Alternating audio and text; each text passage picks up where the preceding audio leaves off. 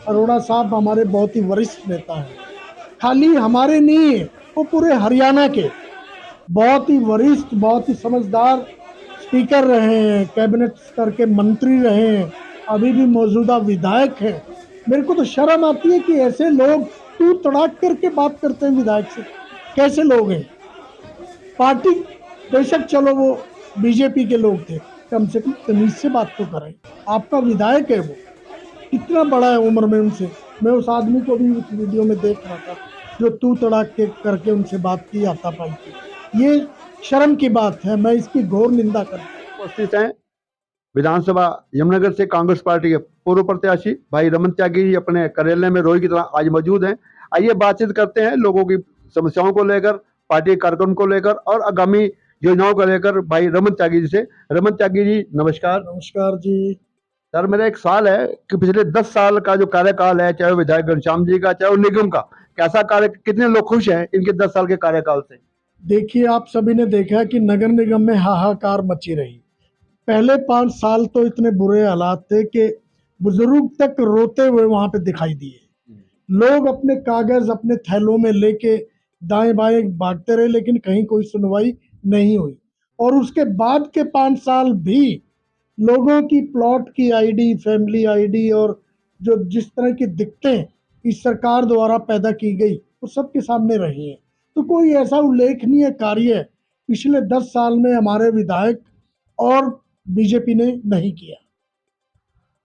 रमन त्यागी जी, अभी बरसात शुरू नहीं हुई, हल्की सी कल बरसात थी, उसके बावजूद बरसात के कारण जगह जगह पानी की निकासी अवरुद्ध हुई, गंदा पानी लोगों को घरों में घुसा। ये इतना सरकार ने करोड़ों रुपए खर्च किया है, क्या वो सिर्फ इन्होंने नारियल फोड़े हैं, कार्य धरातल पर नजर नहीं आ रहा सर? बामरी साहब, आज के हर अखबार में शहर के जल भराव की फोटो लगी हुई है। हर मोहल्ले में, हर गली में इतना इतना पानी भर गया, कहीं से कोई पानी की निकासी नहीं। सरकार एक्चुअल में काम करती नहीं है, सरकार बातें करती है। सरकार धर्म के ऊपर वोट मांगती है, काम के ऊपर वोट कभी बीजेपी ने मांगा ही नहीं है। काम तो कर ही नहीं सकते ये लोग। तो अगर ये ड्रेनेज को नहीं सुधारते, अभी तो पहली बारिश हुई है, अब बारिशें शुरू होने वाली है 1 महीने बाद, जो मानसून आएगा, क्या हालात होंगे शहर के। निकला भी नहीं जाएगा अगर ये लोग काम नहीं करेंगे। काम नहीं करने काम करते ही नहीं है। सर, सरकार ने, बीजेपी सरकार ने वादा किया था विधानसभा चुनाव के दौरान कि जो कर्मचारी हमारे कच्चे हैं उनको पक्का किया जाएगा, उनको भी निकाला जा रहा है सर। साहब, मुख्यमंत्री जी ने, मैंने भी वो वीडियो देखा है, जब नायब सिंह सैनी जी ने ये वायदा किया था HKRN में जो भी कर्मचारी लगाए जाएंगे वो पक्कों की तरह रहेंगे, पक्की नौकरी होगी। और आज हालात ये पैदा हो गए हैं, अखबार भी लिख के थक चुका है कि पक्की नौकरी कहाँ चली गई। वो नायब सिंह सैनी जी के वायदे आज उन्हीं लोगों को निकाला जा रहा है। सैकड़ों लोग निकाल दिए गए हैं। तो क्या होगा? क्यों झूठ बोलती है सरकार जनता से? विधायक साहब, यहाँ पर आपके विधानसभा में जम्मू कॉलोनी है, तीर्थ नगर है, 2014 से पहले बहुत अच्छे वहाँ विकास कार्य कांग्रेस के सहयोग से हुए हैं। उसके बाद क्या वहाँ पर विकास कार्य उनके मुकाबले में हुए हैं या बिल्कुल ब्रेक लगी हुई है? 2008, 9, 10 जम्मू कॉलोनी और तीर्थ नगर में टोटल सीवरेज डाला गया, हर गली पक्की की गई। ये मैं नहीं बोल रहा हूँ, आप मौके पे जाके देख लीजिए। 4 करोड़ समथिंग का बजट अकेले जम्मू कॉलोनी का था जिससे सीवरेज डाले गए, और इतना ही बजट तीर्थ नगर के लिए था। आप कोई भी बीजेपी का नेता ये बात उठ के बता दे कि क्या जम्मू कॉलोनी और तीर्थ नगर में इसके बाद कोई खर्चा इन्होंने इतना किया? कोई सीवरेज नया डाला, कोई गली नहीं बनाई? खाली बातें, खाली जुमले। नारियल फोड़ रहे हैं बस। नारियल फोड़ते हैं, दिखाते हैं, ढोल पीटते हैं, धर्म की बात करते हैं, हिंदू मुसलमान का नारा देते हैं और जनता को बरगलाते हैं। रमन त्यागी जी हमारे बहुत ही आदरणीय हैं, कुरुक्षेत्र से विधायक अशोक अरोड़ा जी, उनके साथ जो एक गैर जिम्मेदाराना तरीके से दुर्व्यवहार किया गया है सर, ये अपने आप में एक बहुत ही, बस क्या करें सर। निंदनीय है ऐसा। इस तरह का मैंने वो वीडियो देखा है कि वो जो हाथापाई, अरोड़ा साहब हमारे बहुत ही वरिष्ठ नेता हैं, खाली हमारे नहीं है, वो पूरे हरियाणा के बहुत ही वरिष्ठ, बहुत ही समझदार स्पीकर रहे हैं, कैबिनेट स्तर के मंत्री रहे हैं, अभी भी मौजूदा विधायक हैं। मेरे को तो शर्म आती है कि ऐसे लोग तू तड़ाक करके बात करते हैं विधायक से। कैसे लोग हैं? पार्टी बेशक चलो वो बीजेपी के लोग थे, कम से कम तमीज से बात तो करें। आपका विधायक है, वो कितना बड़ा है उम्र में उनसे। मैं उस आदमी को भी उस वीडियो में देख रहा था जो तू तड़ाक के करके उनसे बात की, हाथापाई की। ये शर्म की बात है, मैं इसकी घोर निंदा करता हूँ। सर, मुख्यमंत्री नैब सैनी जी ओबीसी समाज से आते हैं, क्या इन्होंने ओबीसी समाज के लिए कुछ किया, कोई घोषणा की, कुछ कार्य किया? बड़ा उत्साह था ओबीसी समाज में। मैं अपनी सराउंडिंग में जब बात करता था, मैं खुद अपने लिए वोट मांगने गया ओबीसी समाज से, उन लोगों ने कहा कि हमें पहली बार मौका मिला है, हमारे समाज का एक मुख्यमंत्री बनाया है बीजेपी पार्टी ने, और हमारे लिए पता नहीं क्या होगा।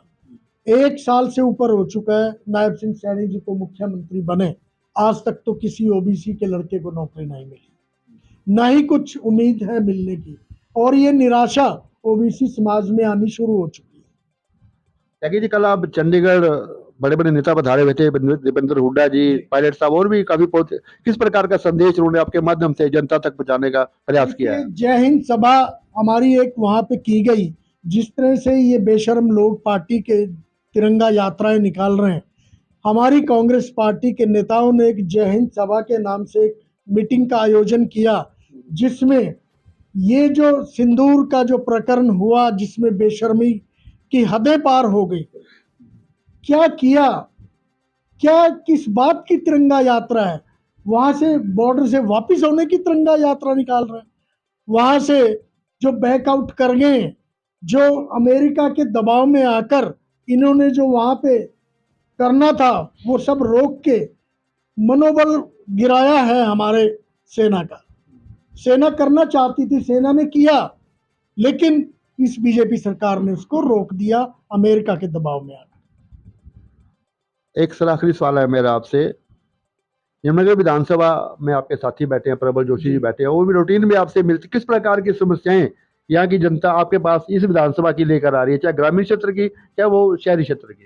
देखिए, मेरे साथ, क्योंकि यमुनानगर विधानसभा में करीबन 42 गांव जुड़े हैं और शहर है पूरा यमुनानगर, कॉलोनीज हैं सराउंडिंग में शहर के जितने भी हैं, एक तो सुनवाई कहीं नहीं है। किसी भी सरकारी दफ्तर में इतना ज्यादा भ्रष्टाचार है कि किसी का काम ही नहीं होता। लोग आके बोलते हैं जी मेरा वो फलां अफसर ये काम नहीं कर रहा है, मेरे को बार बार चक्कर कटवाए जा रहे हैं। हम लोग कोशिश करते हैं, वहां जाते हैं, मिलते हैं, उनसे बात करते हैं, तो कोशिश करते हैं कि जनता के काम हो, और हम करवा रहे हैं। आपके कार्यकर्ता भी कहते हैं कि जायज हमारा कोई काम हो और त्यागी रुकने नहीं देते, नजायज हम कहते नहीं, जायज हमारा काम रुकता ही नहीं है। ऐसा प्रभाव है आपका प्रशासन से भी? अफसरों को भी ये पता है कि कौन आदमी किस तरह के काम लेके आता है। अफसर सब जानते हैं कि कौन आदमी जायज काम लेके आया है, और हमारे वर्कर तो अब नजायज जायज ही नहीं होते तो नजायज कहाँ से होंगे? जब जायज के लिए ही धक्के खाने पड़ते हैं तो नजायज का तो कोई सवाल ही नहीं। तो बामरी साहब, निराशा का माहौल है अभी तो 1 साल भी नहीं हुआ, 7वां महीना लगा इलेक्शन होने को आया, तो अभी से जनता में निराशा शुरू हो चुकी है। त्यागी जी, कांग्रेस पार्टी ने संगठन को विस्तार करने के लिए प्रभारी नियुक्त किए हैं, पर्यवेक्षक नियुक्त किए हैं, इसको लेकर किस प्रकार आप देखते हैं सर? देखिए, बड़ी अच्छी पहल की है पार्टी ने। अभी जो लिस्ट भेजी है प्रभारियों की, वो जिला वाइज अभी वो करेंगे, थोड़ा सा लोगों से, वर्करों से मिलेंगे, और वो जिला प्रधान के बारे में फीडबैक लेंगे, और उसके बाद संगठन बनाया जाएगा। बहुत बहुत शुक्रिया त्यागी जी, बहुत धन्यवाद।